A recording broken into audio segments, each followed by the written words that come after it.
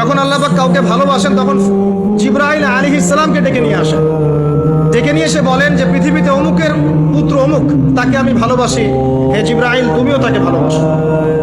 এরপর জিবরাইল আলাইহিস সালাম তাকে ভালোবাসতে থাকেন এবং অন্যান্য মালায়েকাদেরকে ডেকে জিবরাইল আলাইহিস সালাম বলেন আল্লাহ অমুককে ভালোবাসেন, আমিও তাকে ভালোবাসি, তোমরা সবাই তাকে ভালোবাসো। এরপর সমস্ত ফেরেশতারা তাকে ভালোবাসতে শুরু করে। এরপর ফেরেশতা মণ্ডলী পৃথিবীতে আসেন, এসে দুনিয়াবাসীকে উদ্দেশ্য করে বলেন যে অমুকের পুত্র অমুককে আল্লাহ ভালোবাসেন, জিবরাইল ভালোবাসে, আমরা ভালোবাসি, তোমরা সবাই তাকে ভালোবাসো।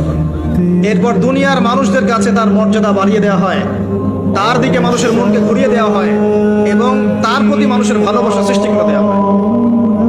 আল্লাহ পাকের নূর যখন আপনার ভিতরে আসবে ইনশাআল্লাহ দেখবেন আল্লাহ রাব্বুল আলামিন আপনার হাতে তার দ্বীনের পতাকা দিবেন ইনশাআল্লাহ।